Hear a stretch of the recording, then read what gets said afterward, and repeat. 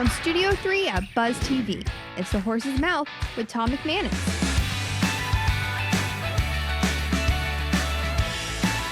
Welcome back to another episode of Business Champions. I'm Steve Strum, here sitting with some people that I really love at the bar, some people I've known, some people I get to know. Number one, first and foremost, Major Harding. Hey, Steve. How you doing, sir? I'm doing great, You man. know, these people might not know you. I know you. Tell us a little bit about what you're doing in the client-focused media and a lot of the work that we've done together in the community for nonprofits and just the general growth of Jackson. Oh, yeah. Well, so 40-year general contractor, sold my business.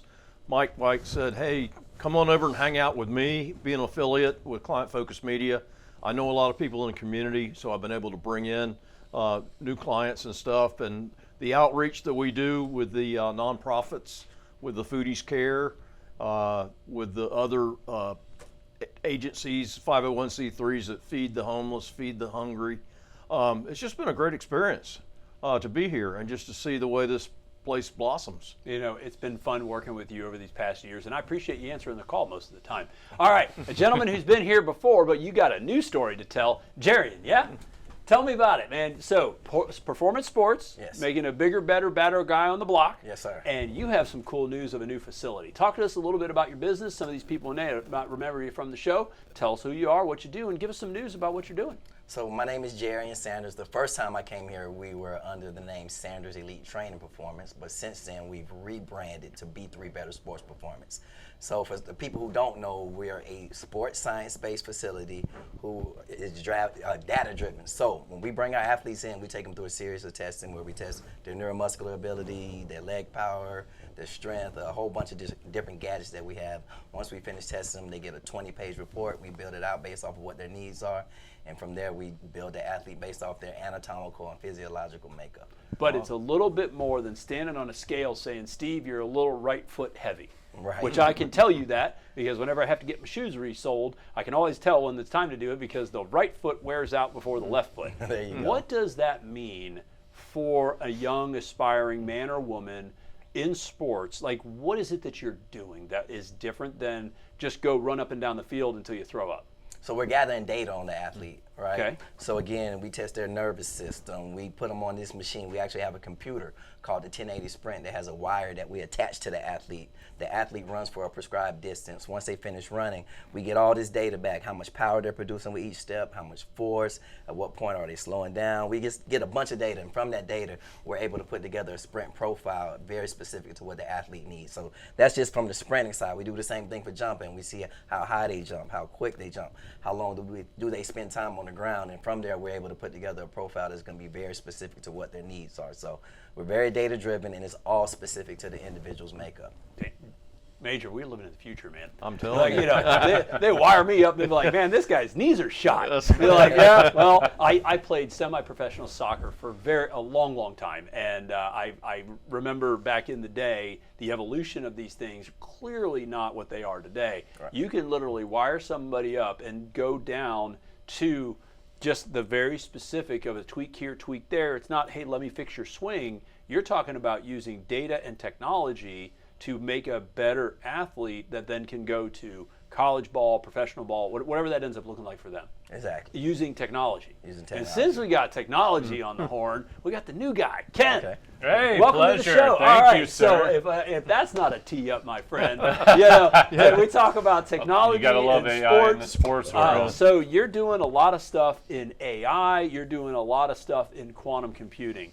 All right, so I've got a family genius who would probably be able to just sit right here and swap spit with you all day long as far as the technology. Can you give it to us what you do so people that are watching this go, wow, that's really cool, and not just some future Star Wars thing?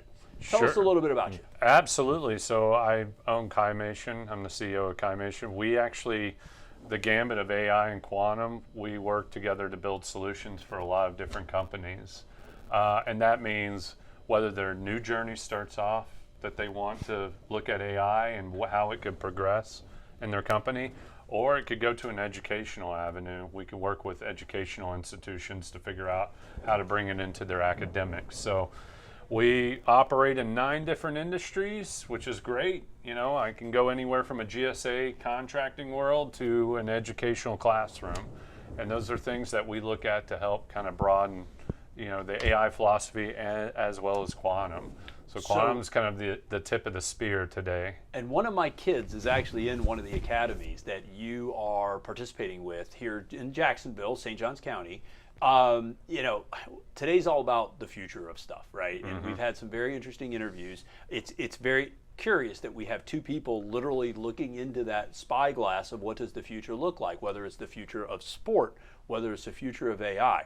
In your world, okay, one, for the audience, what is quantum computing? Because people understand it, they can spell it, but they're like, I don't know what that is. So I got asked this question last week in the educational setting. I was down in Orlando for a conference for a bunch of university-led professionals in Penn and University of Florida, Florida State. I got asked this question like, Ken, how do you explain it? I said, well, I'll explain it like a 5-year-old. You look at the computing power of AI, and then you look at what runs quantum. It's called a qubit. You can take a supercomputer with AI, which involves a lot of energy. You can take quantum that involves a lot of energy, but it does more computations, and it can deliver an equation in up to 12 to 13 decimal points. Whereas you look at AI, and you can look at it at 2 decimal places. So the computational power is still going down that avenue that we will broaden and be able to use it. It's also accuracy in metals. Like you could have accuracy, like the one example I gave last week was Elon's spaceship. If you could cut it down, like one of the fins down to a decimal place, he can be able to move that a certain trajectory where he couldn't do it before. So it creates a little bit more accuracy in what you're doing. We're at the level where the computation is now surpassing AI, and we're only going to see the benefit of that here in the near future. So fascinating, new stuff, fascinating, changing almost daily, if not by the hour. We grew up in an era where things like the internet had become more prevalent. But the internet back in the olden days, if you will, my kids would refer to it as the 1900s, was really more your 28K modem, you're trying to download a certain picture. AOL days. The AOL, like, Dial-up, right? And it was like, could I download that picture of, the person that, the pinup girl, if you will, before my mom busted me at 28K. So it's like line by line. And it wasn't until, I think 5G came out, where really, people like, okay, you've got this computer thing. My undergrad degree is electronic commerce. People didn't even understand what that is. When I was going to college, I didn't even understand what it was. I was like, well, I got all these credits and I don't want to be a programmer, so okay, that's a good degree. Let's do that one. But it wasn't until something like a 5G that came around to where a computer plus the speed plus the ability was allowing you to go on your app, order a thing, and then it shows up possibly today, possibly tomorrow. As you're seeing the evolution of quantum, the evolution of AI, and all this stuff, what is that thing that really is going to give people the opportunity to truly appreciate the revolutionary? We are in an industrial revolution right now. I think you answered the question wholeheartedly. It's when it lands in the consumer side of the world. You just referenced 26K, 56K is probably the next benefit. Then you went to a G market, and then 3G, 4G, 5G, 6G. So I think when quantum lands to a consumer market is when you'll see the explosion and the need for this type of technology. Right now we're living in the AI age. Although I've been in it for 20 years, so we're getting a lot of garbage information coming in about what AI can do. So I'm more in the business of cleaning that image up and having to clean up a lot of messes that people would kind of fumble their way into using the technology wrongly. So those are the types of things that we would look at. When it lands in the consumer market, that's when everyone will start talking about it. And we're talking about not so much like when McDonald's can predict the exact time by which you need to buy a strawberry milkshake, which is there. I bet their marketing group would love that. All the way out to, I have an aneurysm where minutes matter, and as we are being life flighted to the hospital, there you go. They're sending that real-time data that's going to there's still a doctor involved, make sure that we're clearing the clot, but that AI data is feeding something almost live streaming where somebody previous to all of this technological revolution that might have taken minutes or hours, and that could have cost either life or significant brain damage. It's more than that. It's something that's above that. What do you see? So we love talking about the future, right? This is, we're living in the future. I mean, how do you wire somebody up to make sure they're the best athlete? Steve's knees are shot. I got a report to prove it. And I'm coming back to you about the future of sports because that is just fascinating, and it's going to dovetail onto your next answer. So my question is, 5 years out, whether it's the quantum computing, the AI stuff, as somebody who's been dealing with this, I mean, AI's been around for 20 years. The people in there go, well, I thought it was around here for about 20 minutes. What do you see the future of this? It is an industrial revolution. I mean, we had the original industrial revolution, then we had the advent of the assembly line, then we all lived through the advent of computers and the internet. Each one of those has been an industrial revolution. We are living in a fourth industrial revolution right now. What do you see 5 years looking like later, and what this does to the everyday consumer? I mean, that's a great question. You're going to see an industrial complex on energy scale. I mean, we're already seeing it in states like Ohio, Florida's recent ban on some data center productions. You're seeing a lot of these pop up across the country in Iowa and California. You're going to see a lot of computational, data-driven, like you need your accuracy of your data. And that's very, very important for somebody who wants to be able to project what my earnings are going to be, what my new product's going to be laid out. You're going to see a grand scale of a lot of energy being built very rapidly. Micronuclear, that may make people kind of upset, but hey, we gotta keep up with that. So we're already seeing the infrastructure being put into play. And then of course the military industrial complex is growing rapidly using AI to date.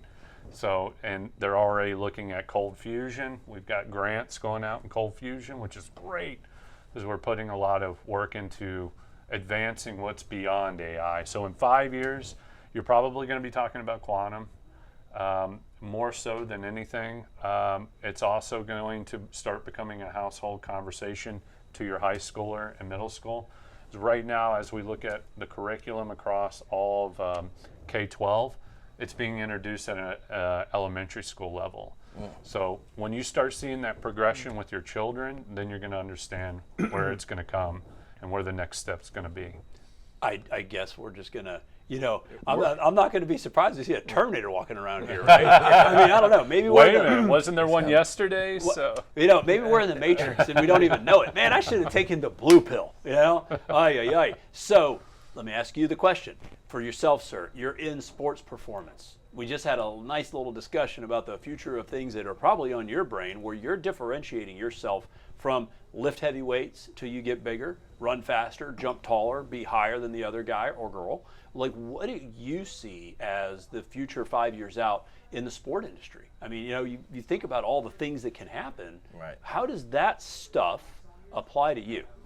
So right now we're actually using AI tools to do assessments, movement assessments. So we video them and the AI generates the angles that they're moving at, their landing mechanics, and we're able to put together, and then there's an algorithm that pretty much puts together their movement patterns, and from there we're able to look at the imbalances and we're able to tell exactly what type of strength program they need in order to balance their bodies out. So it's already, we're here. That's So amazing. it's fascinating, right? I mean, I'm sitting over here going, man, back in my day, it was rub some dirt on it, take a couple ibuprofen, and quit your bitching. So back to Ken's point, I heard a story yesterday. Big AI company, quantum company, trying to buy a farm in Pennsylvania, 200-acre farm, would have had a value of about $6,000 an acre, so million two. They offered them $26 million for the farm, and they said no. What are they going to do with the farm? They're going to build an industrial complex to run AI. They're going to build power plant, like you said, nuclear, cold fusion, don't know. But it's energy to run this next generation. Because that's going to be the big thing. I mean, obviously, trying to keep current events to the side a little bit, and definitely not trying to dip into the political soapbox that we can get on. But it's energy, right? It's energy, yeah. Everything surrounds the energy market. You had mentioned something. Well, to his point, 60% of the data comes out of the United States. We are predominantly the data-driven culture of the world. So that's a big piece of why we're kind of ramping up all that. Well, and you had mentioned the nuclear stuff. And nuclear, people say, you think about the 3 Mile Islands and the Chernobyls of the world, but that was, 40 years ago. They're using nuclear salt reactors. I think I was reading about that too, where, the meltdown problem that we had is that if you have a water-based system and then there's a crack and then the water boils away, the meltdown occurs when the nuclear material then becomes, having a chain reaction. Now they're using salt, which when you superheat salt, essentially it becomes Jello. It doesn't boil away. It's fascinating. Absolutely fascinating. You just got to contain it and put it somewhere where it's not going to contaminate anything. That, but yeah, which is the concern. And so, but as we're dealing with this stuff, back to you. So you got some news. I'm going to lift harder. I'm going to jump higher. I'm going to have better movement, and Steve's knees are going to magically get better. Conversation. You have some news about a facility. You've had some success in the business since last we spoke. Yeah, we've been in the Talk business. about that, man. Yeah, so we've been around since 2011. Wow. Just moved to a new building like 3 months ago, and Congrats, we're going to be having a grand opening here. We're actually partnering with a homeschool academy called A3 based out of Tampa. And so we're going to have a lot of batting cages and a lot of machines that's going to measure a lot of baseball metrics. So it's something exciting. So this is, if you're talking, the people that you serve are the kids, also adults? Pro athletes. Pro athletes. So you go all. So we go all the way from the young men and women that are trying to become athletes, all the way up to a professional athlete. Yes. And what's that end result that you're given? And let's talk about the pros. Right. What is that doing? Longer careers, better, not getting hurt as bad. Like people probably sitting there going, technology, weights, and training and performance. Like what does that do as the outcome? So for the scholastic athletes, it puts them in a better position to get scholarships. So we really only deal with the serious athletes. So we've had athletes start as young as 9 years old that we take all the way up until they become pros. Mac Jones is one of the kids we had ever since he was a little kid and went through our whole program. He's a professional athlete. Sean Wade.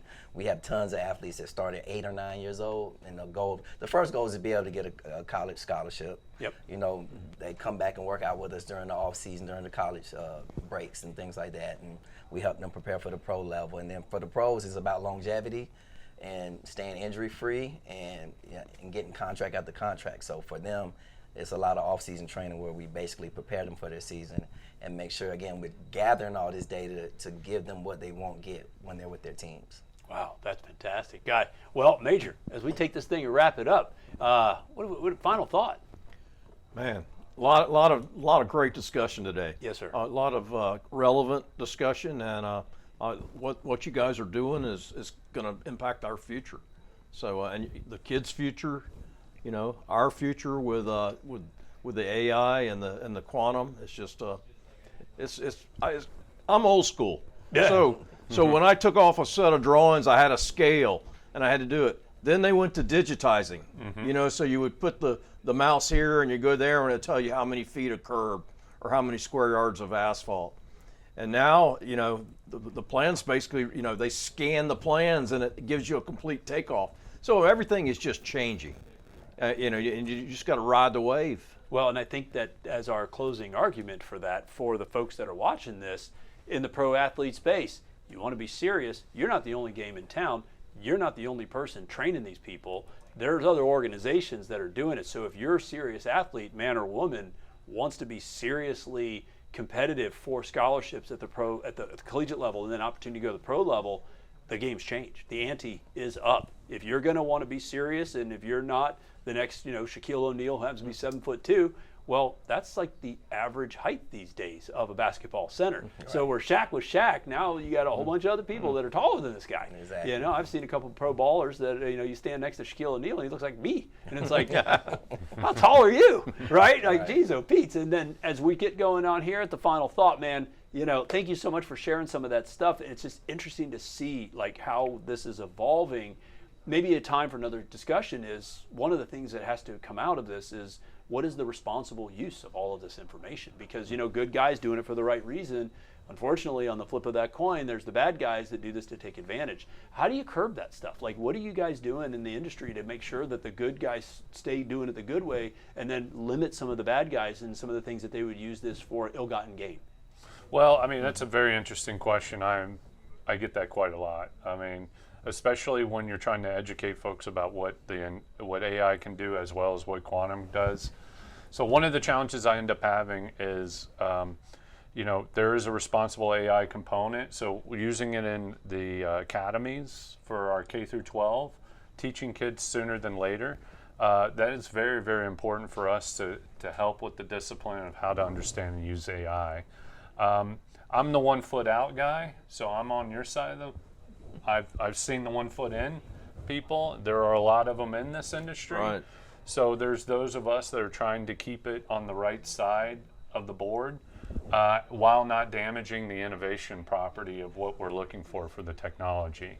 So you had mentioned healthcare, medical, saving people's lives. I think there's a lot of disciplines we could use it for the better good. That's wonderful. And that may be a discussion for a whole nother segment. But for now, gentlemen, thank you so much for joining us. Thanks for coming back. And Major, I love you, brother. You guys are great, but we can't do any of this without these guys watching. So what a cool episode. Thank you so much for joining us on Business Champs.